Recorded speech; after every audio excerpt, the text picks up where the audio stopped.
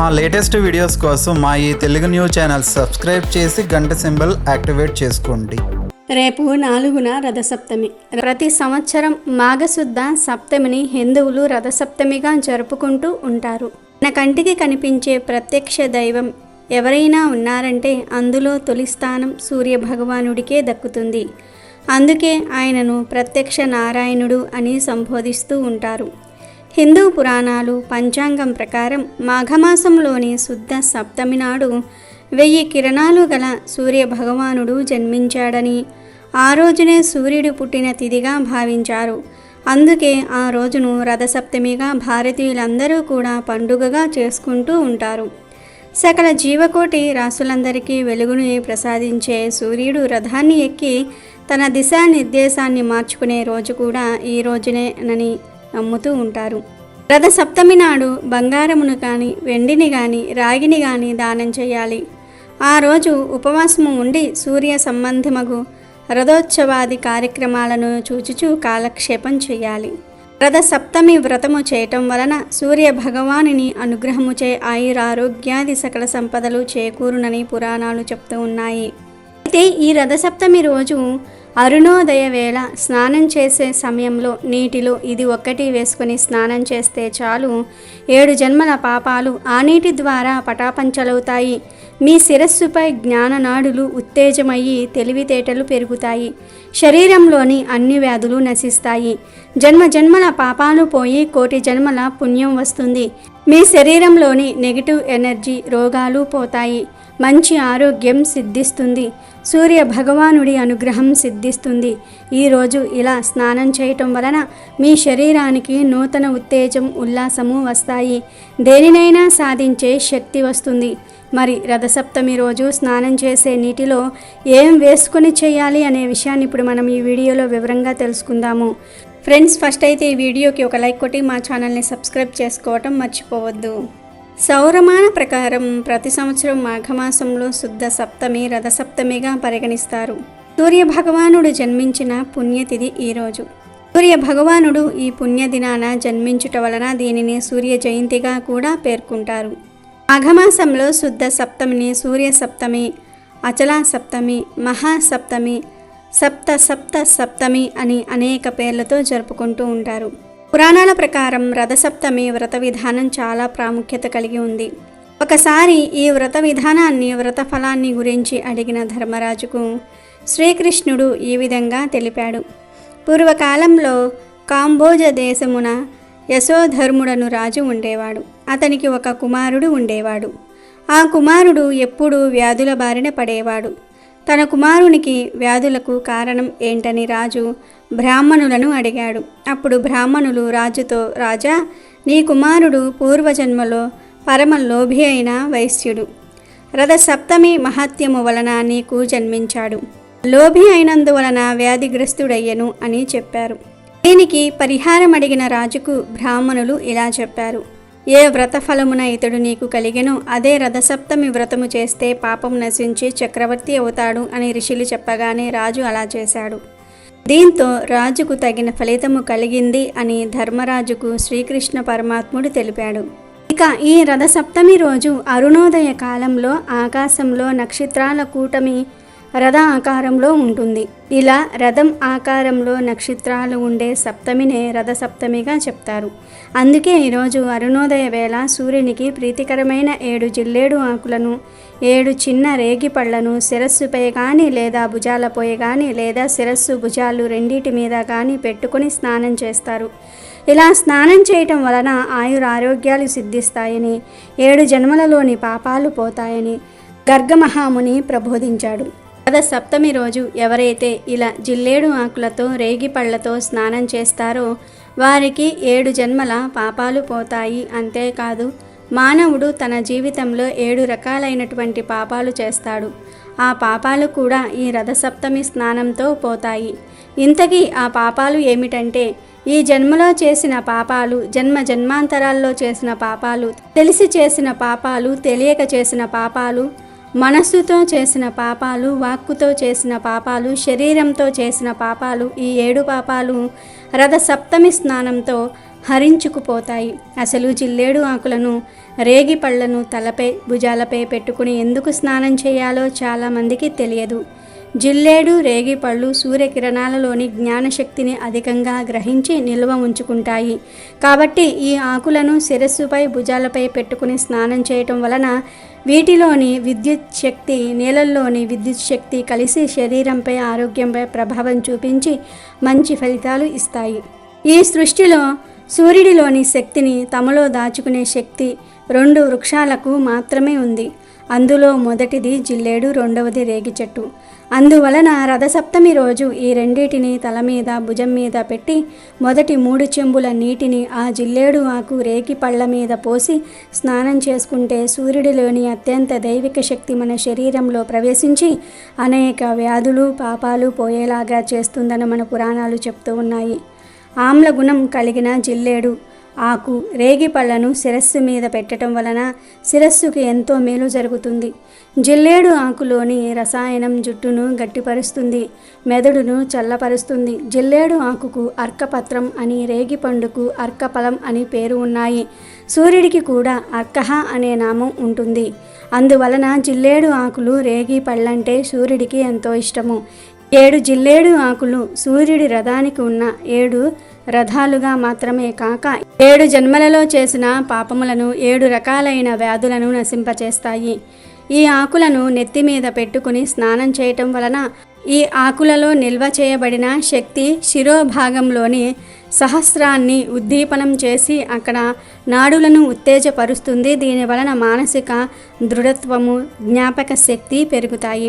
రథ సప్తమి రోజు ఇలా స్నానం చేయడానికి ఒక ముఖ్యమైన కారణం కూడా ఉంది. అది ఏమిటి అంటే శిశిర ఋతువులో రథసప్తమి పర్వదినం వస్తుంది. శిశిర ఋతువుకు ముందు ఉండే హేమంత ఋతువులో చలి తీవ్రత ఎక్కువగా ఉంటుంది.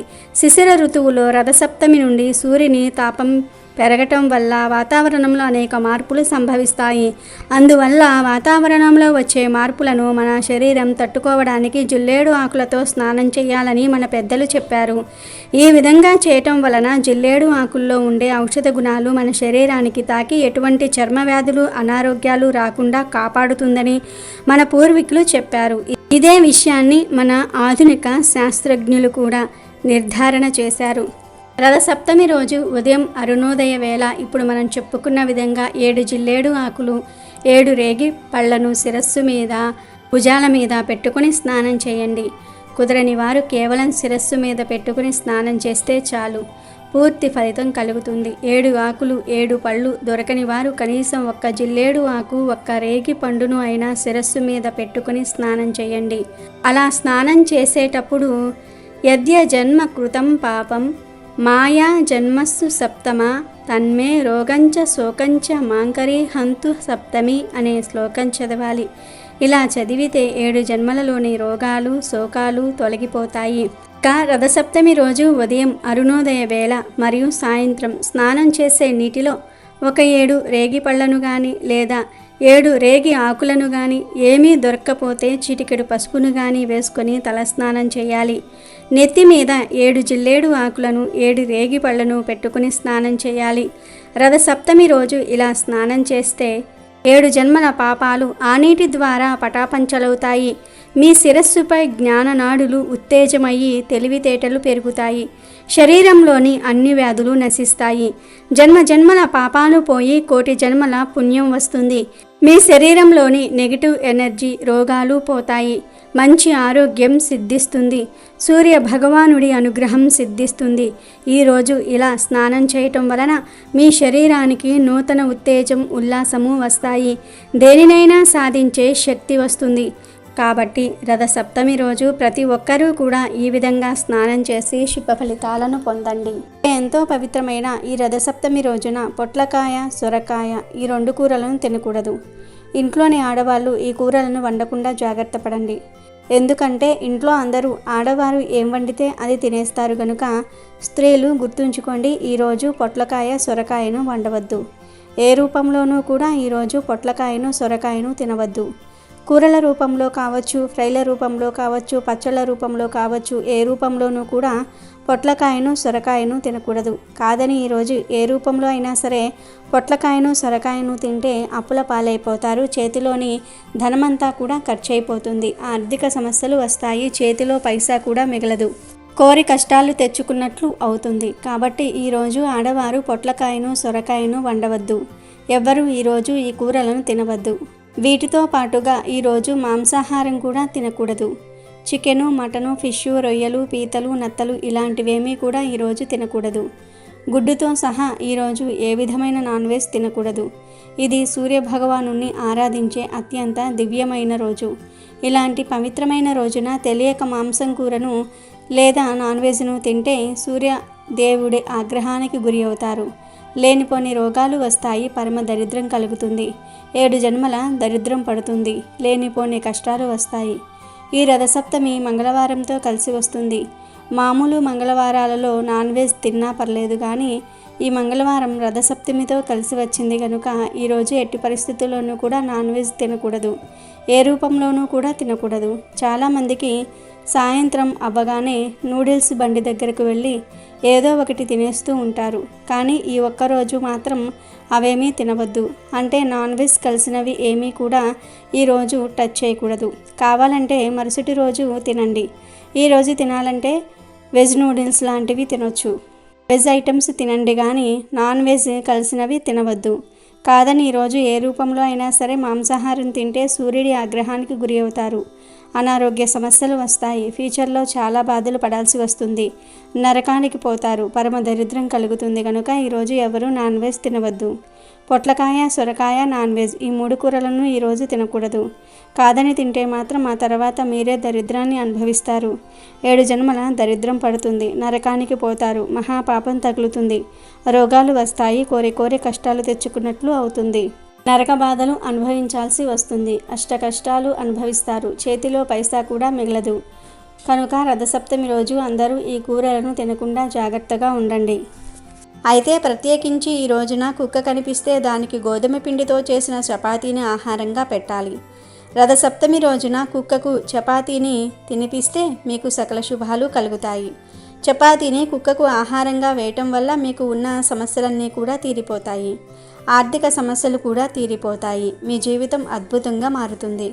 రథసప్తమి రోజు మీ వీధిలో ఉండే కుక్కకు లేదా మీ ఇంటిలో ఉండే కుక్కకు గోధుమ పిండితో చేసిన చపాతీని పెడితే మీ జీవితం మారిపోతుంది. ఈ రథసప్తమి రోజున మీరు కుక్కకు ఆహారం పెట్టడం వల్ల మీకు మంచి ఆరోగ్యం లభిస్తుంది. వృత్తి వ్యాపార పరంగా ఉన్న సమస్యలు కూడా తొలగిపోతాయి. ఈ రథసప్తమి రోజు మీరు ఎటువంటి దాన ధర్మాలు చేయకపోయినా పర్వాలేదు, కానీ కుక్కకు మాత్రం ఆహారం పెట్టండి. మీకంతా మంచే జరుగుతుంది. మీరు స్నానం చేశాక కుక్కకు చపాతీని పెట్టాలి. పూజంతా పూర్తయిపోయిన తర్వాత చపాతీలు చేయండి. మీరు ఏమీ తినకుండా ముందుగా కుక్కకు చపాతీలు తినిపించాలి. ఉపవాసం ఉంటే మరీ మంచిది. కుక్కకు చపాతీలు పెట్టిన తర్వాత మీరు లేదా మీ కుటుంబ సభ్యులు మిగిలిన చపాతీలు తినాలి. ఒకవేళ మీ వీధిల్లో చిన్న పిల్లలు ఉన్న కుక్క అనగా తల్లి కుక్క తిరిగితే దానికి కొంచెం ఎక్కువ చపాతీలు పెట్టండి. మూగ జీవాల ఆకలి తీరిస్తే మీకు చాలా పుణ్యం వస్తుంది. ఇంకా మీపై ఆ భగవంతుడి ఆశీర్వాదాలు కూడా ఉంటాయి. కాబట్టి ప్రతి ఒక్కరూ కూడా రేపు రథసప్తమి రోజు మర్చిపోకుండా చపాతీలు చేసి కుక్కకు ఆహారంగా పెట్టండి. శుభ ఫలితాలను పొందండి. ఆనందంగా జీవించండి. అయితే ఈ రథసప్తమి రోజున జిల్లేడు ఆకుతో ఒక పని చేస్తే కటిక పేదవాడు కూడా కుబేరుడుగా మారుతాడు. సాధారణంగా రథసప్తమి రోజు చాలామంది జిల్లేడు ఆకులను నీటిలో వేసుకొని లేదా తలపై భుజాలపై పెట్టుకొని స్నానం చేస్తారు. అదేవిధంగా ఈ రథసప్తమి రోజు జిల్లేడు ఆకుతో ఒక పని చేస్తే మీరు అనుభవిస్తున్న పేదరికమంతా కూడా పోతుంది. మీ జీవితం 100% అద్భుతంగా మారుతుంది. రథసప్తమికి జిల్లేడు ఆకుకు సంబంధం ఉంది. జిల్లేడు చెట్టు భూమిపై ఎలా ఉద్భవించిందో తెలిపే ఒక కథ ఉంది. అదేమిటో తెలుసుకుందాము. ఈ కథను వింటే పాపాలన్నీ కూడా పోతాయి, పుణ్యలోకాలు ప్రాప్తిస్తాయి. ఈ పురాణ కథ దాదాపు చాలామందికి తెలియదు. పూర్వం అగ్నిస్వాతులు అనే ఒక పండితులు మహానిష్టతో చాలా యజ్ఞాలు చేశారు. ఆ యజ్ఞాలతో పరమాత్మ తృప్తి చెంది వాళ్లను స్వర్గానికి తీసుకురండి అని దేవదూతలతో దేవ విమానం పంపించాడు. ఆ సమయంలో యజ్ఞం చివర్లో పూర్ణాహుతి చేస్తున్నారు అగ్ని స్వాతులు. అదే సమయంలో ఆ దేవ విమానం చూసిన సంబరంలో వారు ఆవునేతితో కూడిన హోమద్రవ్యాన్ని కంగారుగా వేశారు. అయితే ఆ సమయంలో పెద్ద గాలి రావటంతో కొంత వేడి వేడి నెయ్యి పక్కనే ఉన్న ఒక మేకపై పడింది. ఆ వేడికి మేక చర్మం ఊడిపోయి మరణించింది. అంతేకాదు ఆ మేక ఆత్మ వీరికంటే ముందుగా వెళ్ళి దేవ విమానంలో కూర్చుంది. అలా ఊడిపోయిన మేక చర్మం పక్కనే ఉన్న ఒక చెట్టుపై పడింది. అప్పటి నుండి ఆ చెట్టు మూలతత్వం మారిపోయి మెత్తని ఆకుల్ని ధరించిన జిల్లేడు చెట్టుగా మారిపోయింది. అలా జిల్లేడు ఆకు యజ్ఞం అంతం సమయంలో అశ్వధారలు ధరించటంతో పరమ పవిత్రమైంది. అందుకే జిల్లేడు ఆకును ముట్టుకుంటే మేక చర్మంలా మెత్తగా ఉంటుంది. ఇక జరిగిన దానికి అగ్నిస్వాతులు బాధపడ్డారు. అప్పుడు అదే సమయంలో ఆకాశవాణి ఇలా పలికింది, మీరు దుఃఖించవలసిన పని లేదు. మీరు చేసిన యజ్ఞఫలం ఆ మేకకు కూడా దక్కి ఎంతో దుర్లభమైన స్వర్గ ప్రాప్తి కలిగింది. ఇక ఈ జిల్లేడు చెట్టు మేక చర్మ స్పర్శతో పవిత్రమై అర్కవృక్షంగా అనగా పూజింపదగినదిగా మారిందని పలికింది. ఆ మాటలు విని అగ్నిస్వాతులు ఎంతో సంతోషించారు.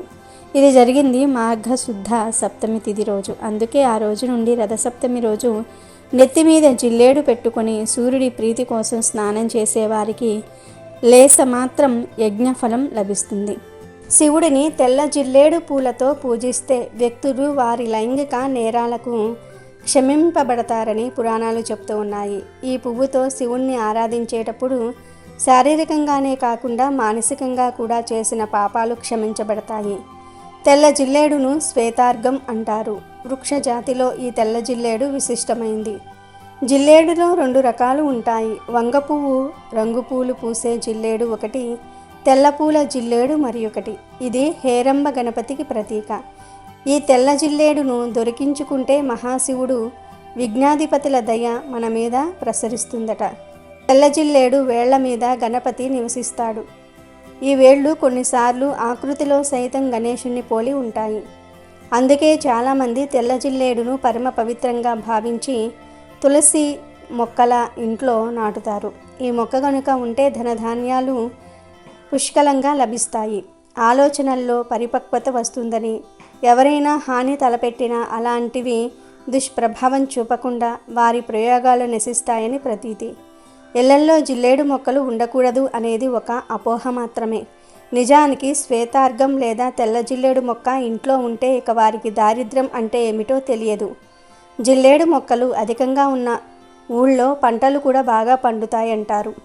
ఒక్క మాటలో చెప్పాలంటే జిల్లేడు సిరి సంపదలకు చిహ్నం అని నమ్ముతూ ఉంటారు. జిల్లేడు ఆకులతో సూర్య పూజ చేసిన వారికి విశిష్ట ఫలితాలు దక్కుతాయి.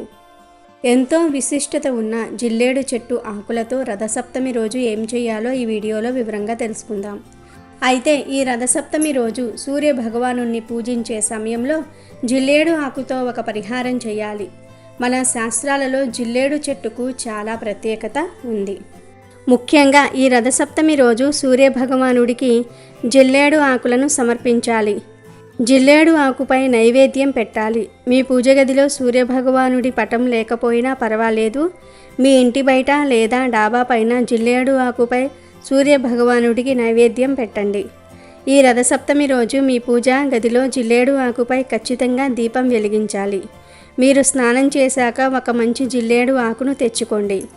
ఆ ఆకును కడిగి మీ పూజ గదిలో ఇష్టదైవం ముందు పెట్టండి. ఆ ఆకుపై పసుపు కుంకుమ వెయ్యాలి. కొన్ని గోధుమలను కూడా ఆ ఆకుపై వేయండి. జిల్లేడు ఆకుపై గోధుమలను వేసి ఉంచుకోవాలి. ఇప్పుడు ఒక ప్రమిదను తీసుకోండి. దానికి గంధము కుంకుమతో బొట్లు పెట్టి ఆవు నెయ్యి వేసి విడివిడిగా 2 వత్తులు వేయండి. ఇప్పుడు ఆ ప్రమిదను గోధుమలు వేసిన జిల్లేడు ఆకుపై పెట్టి ఏక వత్తితో దీపం వెలిగించండి. ఆ తర్వాత మీ సంకల్పం చెప్పుకోండి. మీకు మరియు మీ కుటుంబ సభ్యులకు ఉన్న ఆరోగ్య సమస్యల గురించి, మీరు పడుతున్న బాధల గురించి, మీకు ఉన్న ఆర్థిక ఇబ్బందుల గురించి ఇష్టదైవానికి చెప్పుకోండి. ఆ తర్వాత ఆ దీపానికి పువ్వులను సమర్పించండి. కుదిరితే జిల్లేడు పువ్వులను సమర్పించండి.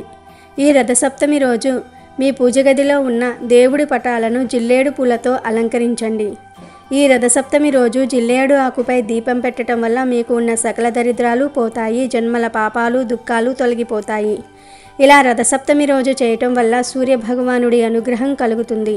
మంచి ఆరోగ్యము, మంచి సంపద కలుగుతుంది. జిల్లేడు ఆకుపై గోధుమలు పోసి దానిపై దీపం పెట్టడం వల్ల గ్రహదోషాలు, ఈతి బాధలు కూడా తొలగిపోతాయి. మీకు తరతరాలకు తిన్నా తరగని ఆస్తి వస్తుంది. రథసప్తమి రోజు సూర్య భగవానుణ్ణి నిష్ఠగా పూజించి ఇలా ఈ ఆకుపై దీపం పెడితే ఖచ్చితంగా మీ జీవితం మారుతుంది. మీ కష్టాలన్నీ కూడా దూరమవుతాయి. కనుక రథసప్తమి రోజు మర్చిపోకుండా జిల్లేడు ఆకుతో ఈ చిన్న పని చేసి మీకున్న దరిద్రాన్ని తొలగించుకోండి. ఆరోగ్యపరంగా, ఆర్థిక పరంగా వృద్ధి చెందండి. ఇక సూర్యుడికి ఎంతో ఇష్టమైన ఈ రథసప్తమి రోజు 2 వస్తువులను కొని ఇంటికి తెచ్చుకుంటే చాలు సూర్యుడు అనుగ్రహం లభిస్తుంది. తరతరాలకు తరగని ఐశ్వర్యం వస్తుందని పండితులు చెప్తూ ఉన్నారు. ఆ వస్తువులలో మొదటిది గోధుమలు. అవును, రథసప్తమి రోజు గోధుమలను కానీ, గోధుమ రవ్వను కానీ లేదా గోధుమ పిండిని కానీ కొని ఇంటికి తెచ్చుకున్నట్లయితే చాలా మంచిది. సూర్య భగవానుడి అనుగ్రహం లభిస్తుంది. మంచి ఆరోగ్యం సిద్ధిస్తుంది. గోధుమల గురించి అందరికీ తెలుసు.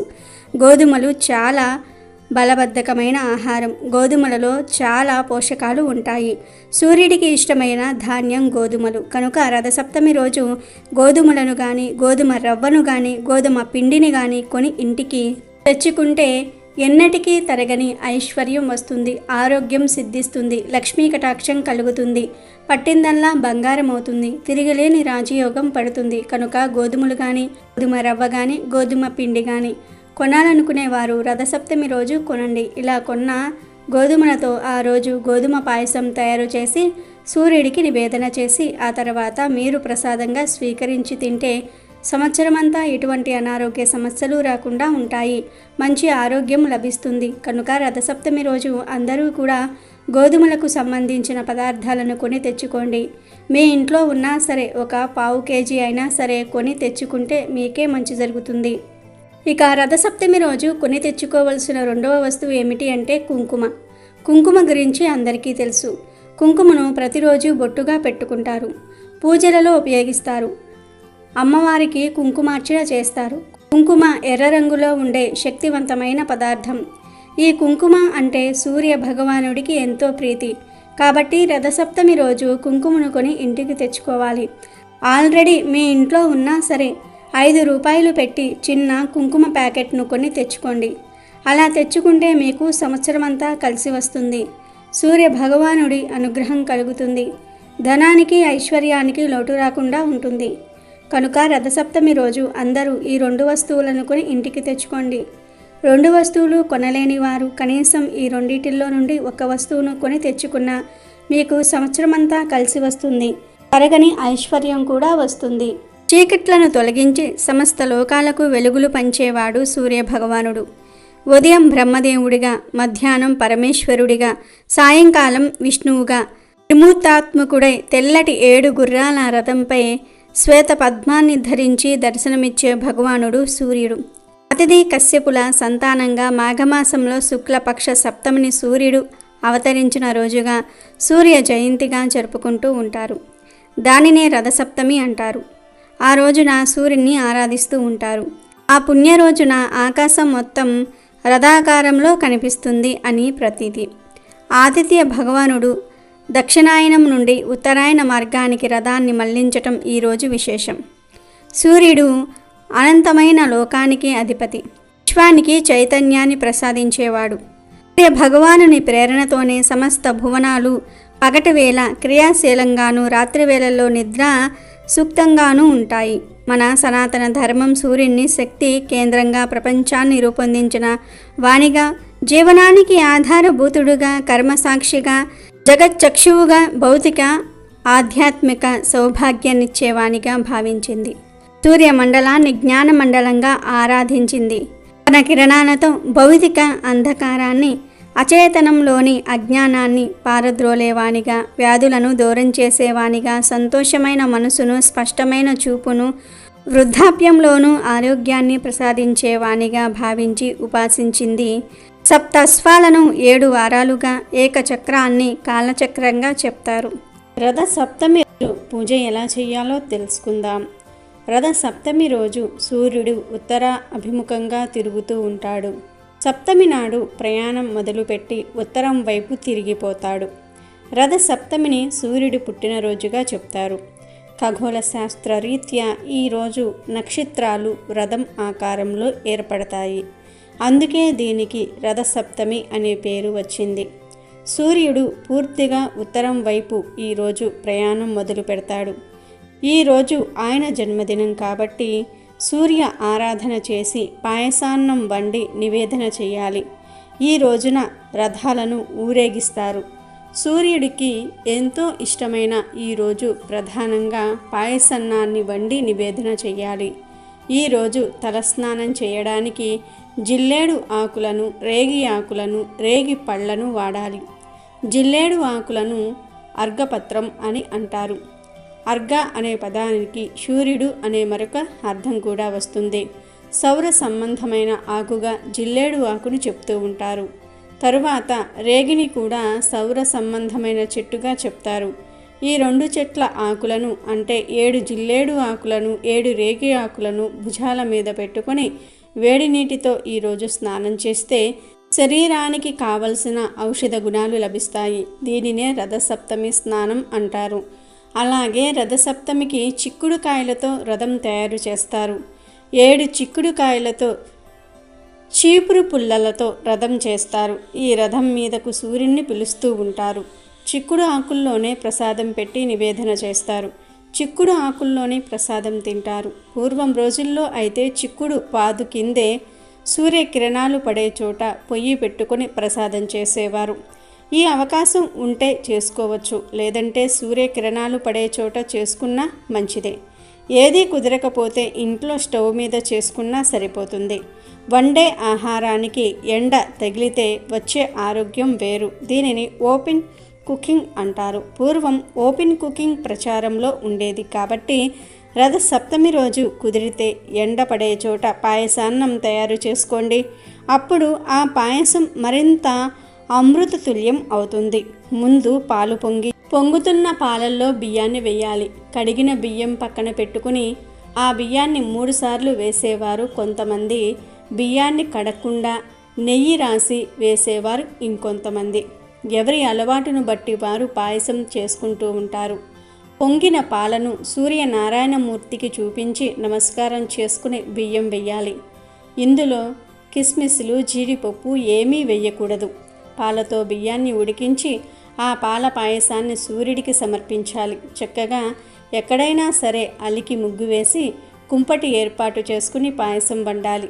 పక్కనే పద్మాల ముగ్గు వేసి చిక్కుడుకాయ రథం ఉంచి అందులోనికి సూర్యనారాయణమూర్తిని ఆవాహన చేసి ప్రసాదాన్ని పెట్టాలి.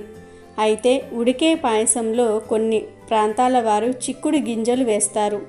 ఒక వెండి పళ్ళెంలో చిక్కుడు ఆకులు పరిచి దాని మీద వేడివేడి పాయసం వేసి నివేదన చేసుకోవచ్చు.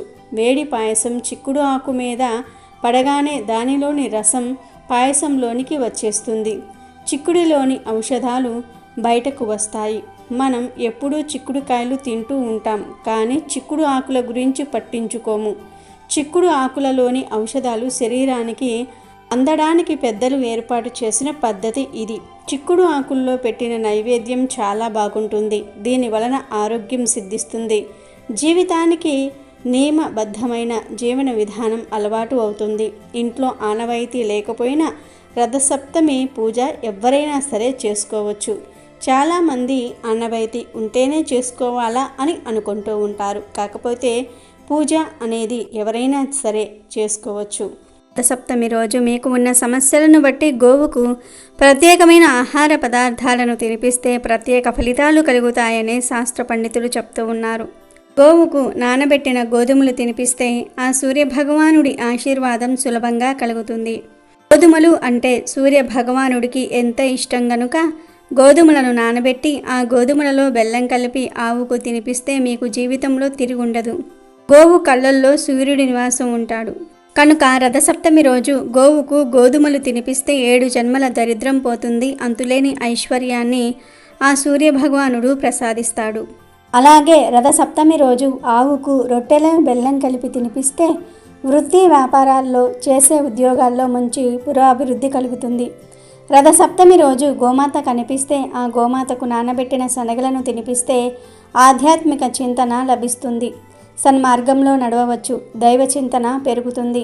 వివాహం కాని వారు ఈరోజు గోమాతకు టమాటాలను పెట్టాలి. మీకు ఎవరైనా శత్రువులు ఉంటే ఈరోజు గోమాతకు దోసకాయలను పెట్టాల్సి ఉంటుంది. దీంతో శత్రు నివారణ జరుగుతుంది. రథసప్తమి రోజు గోమాతలకు బెండకాయలను తినిపిస్తే మనోధైర్యం పెరుగుతుంది. ఏ పని చేయడానికైనా కావలసినంత ధైర్యం వస్తుంది. బాగా అప్పులు ఉన్నవారు పెట్టిన కందులను గోమాతకు తినిపించాలి. దీంతో రుణ విముక్తి చెందుతారు. కనుక రథసప్తమి రోజు లేదా రథసప్తమి లోపు మీరు కూడా గోవుకు ఈ ఆహారాలు పెట్టి శుభ ఫలితాలను పొందండి. రథసప్తమి రోజు గోధుమల దీపాన్ని వెలిగిస్తే అష్టదరిద్రాలు తొలగి అష్టైశ్వర్యాలు కలుగుతాయి.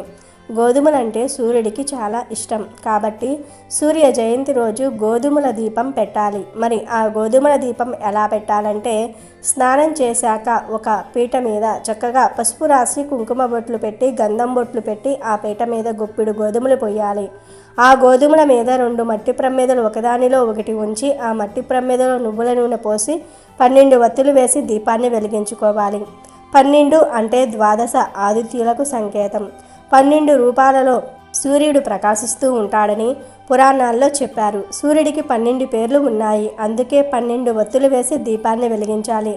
ఇలా పీటను చక్కగా అలంకరించి గోధుమలు పోసి ఆ గోధుమల మీద ప్రమిదలు ఉంచి నువ్వుల నూనె పోసి 12 వత్తులు వేసి గోధుమల దీపాన్ని వెలిగించినట్లయితే అష్టదరిద్రాలు తొలగిపోయి అష్టైశ్వర్యాలను సిద్ధింపచేసుకోవచ్చు. అలాగే రథసప్తమి సందర్భంగా 2 వస్తువులు దానం చేస్తే నవగ్రహ దోషాలన్నీ కూడా తొలగిపోతాయి. నవగ్రహాల అనుగ్రహం సులభంగా కలుగుతుంది. ఆ 2 వస్తువులు ఏమిటంటే, మొదటిది గొడుగు, రెండవది పాదరక్షకులు అంటే చెప్పులు, గొడుగు. ఈ 2 దానం చేస్తే మంచిది. ఈ 2 దానం చేయలేని వారు వీటిల్లో ఒక్కదాన్ని అయినా సరే దానం చేశారంటే విశేషంగా అదృష్టం కలిసి వస్తుంది. దగ్గరలో నది ఉన్నవారు ఎవరైనా సరే రథసప్తమి సందర్భంగా ప్రమిదలో దీపాన్ని వెలిగించి ఉదయం పూట ఆ దీపాన్ని తల మీద ఉంచుకొని నదికి వెళ్ళి ఆ నదిలో దీపాన్ని విడిచిపెట్టేయండి. మీ ఇంట్లో సభ్యులందరికీ కూడా జాతక దోషాలు తొలగిపోతాయి. మీకు ఉన్న సమస్త దరిద్రాలు తొలగిపోతాయి. కుటుంబానికి ఉన్న నరఘోష, నరపీడ, దృష్టి దోషం వాటన్నిటి నుండి కూడా సులభంగా బయటపడవచ్చు. రథసప్తమి సందర్భంగా సూర్యుడికి సంబంధించిన మంత్రాలు జపిస్తే సూర్యనారాయణమూర్తి అనుగ్రహంతో సకల శుభాలు కలుగుతాయి. ఇక ఎంతో పవిత్రమైన రథసప్తమి రోజు ఆడవారు ఎరుపు లేదా ఆరెంజ్ లేదా పింక్ కలర్లో ఉండే చీరను కట్టుకుంటే చాలా మంచిది. ఈరోజు ఆడవారు ఈ రంగులో ఉండే చీరను కట్టుకుంటే భర్తకు నిండు నూరేళ్ల ఆయుష్ కలుగుతుంది. దీర్ఘ సుమంగళి యోగం కలుగుతుంది. ధనానికి లోటు రాదు. లక్ష్మీదేవి అనుగ్రహం మరియు సూర్య భగవానుడి అనుగ్రహం కూడా లభిస్తుంది. సంవత్సరమంతా దేనికి లోటు రాకుండా ఉంటుంది. చీర అనే కాదు, డ్రెస్సులు వేసుకునేవారు కూడా ఈ రథసప్తమి రోజు ఈ రంగులో ఉండేవి వేసుకుంటే మంచిది. ఆడవారనే కాదు, మగవారు, పిల్లలు, పెద్దలు అందరూ కూడా ఈ రథసప్తమి రోజు రెడ్ లేదా ఆరెంజ్ లేదా పింక్ కలర్లో ఉండే దుస్తులు ధరిస్తే చాలా మంచి జరుగుతుంది. సంవత్సరం అంతా కలిసి వస్తుంది. ఇంకొక ముఖ్య విషయం ఏమిటి అంటే, ఈరోజు ఎట్టి పరిస్థితుల్లోనూ కూడా బ్లాక్ కలర్లో ఉండే దుస్తులు మాత్రం ధరించవద్దు. దాని వలన సంవత్సరం అంతా కష్టాలు ఎదురవుతాయి. కాబట్టి అందరూ కూడా రథసప్తమి రోజు గుర్తుపెట్టుకుని ఈ రంగులో ఉండే దుస్తులను ధరించి సంవత్సరమంతా సూర్య అనుగ్రహంతో ఆరోగ్యంగా ఆనందంగా జీవించండి. కోనార్క్లోని సూర్య దేవాలయంలో, అరసవల్లిలోని సూర్య దేవాలయంలో రథసప్తమిని పురస్కరించుకొని మహావైభవపేతమైన ఉత్సవం జరుగుతుంది. కోనార్క్లో జరిగే ఈ రథోత్సవాన్ని చూడడానికి దేశ నలుమూలల నుండి భక్తులు తండోపతండాలుగా వస్తారు. ప్రతిరోజు సూర్య నమస్కారాలు చేయటం మంచిది. రథసప్తమి నాడు చేస్తే మరీ మంచిది. ఈరోజు ఆవునేతితో దీపం వెలిగించి సూర్య భగవానుడికి నమస్కరించుకుంటూ నది లేదా చెరువుల్లో వదిలితే మంచిది. సూర్యుడిని ఎర్రటి పూలతో పూజించటం శ్రేష్టం. రవితేజునికి రేగిపళ్ళు ఇష్టం కనుక ఈరోజు రేగిపళ్లను పరమాన్నాన్ని ఆతిథ్యునికి నైవేద్యంగా సమర్పించాలి. ఇతర మాసంలోని సప్తమి తిథుల కన్నా మాఘమాసంలోని సప్తమి తిథి చాలా విశిష్టమైనది. ఎందుకంటే స్వామివారి నిజరూప దర్శనం కలిగేది రథసప్తమి రోజే. మనం ప్రత్యక్ష దైవంగా సూర్యుని ఆరాధిస్తాం. నిత్య దేవతారాధనలో సూర్యోపాసన, సూర్య ఆరాధన ఎంతో ప్రాచీనమైనది. భగవంతుని కార్యాలైన సృష్టి, స్థితి మరియు లయలలో స్థితికి ప్రధానమైనటువంటి సూర్యుడు ప్రత్యక్షంగా పూజలందుకుంటున్నాడు. సూర్యుడు వర్షాన్నిస్తాడు, శరీరానికి కాంతినిస్తాడు, ప్రపంచాన్ని చూడగల కంటికి వెలుగునిచ్చి అన్నిటినీ చూసే శక్తినిస్తాడు. ఎండ ద్వారా తడిని పోగొట్టి అక్కడ పుట్టే వివిధ క్రిమికీటకాల ద్వారా వ్యాధులు రానికుండా రక్షిస్తాడు. సూర్యుడు ఆరోగ్య ప్రదాత. ఆర్జమిస్తే చాలు అష్ట ఐశ్వర్యాలను ప్రసాదిస్తాడు. ఉత్తరాయణ పుణ్యకాలంలో సూర్యుని గమనం దక్షిణ దిశము నుండి ఇతర దిశకు మారే పర్వదినమే రథసప్తమి. రథసప్తమి నాటి బ్రహ్మ ముహూర్తంలో ప్రముఖ నక్షత్రాలన్నీ రథాకారంలో అమరి ఉండి సూర్య రథాన్ని తలపిస్తాయని ప్రతీతి. ఈ రోజు నుండి సూర్యుడికి భూమి దగ్గరవటం ప్రారంభిస్తుంది. భానుడి శక్తి భూమికి పుష్కలంగా లభించటం మొదలవుతుంది.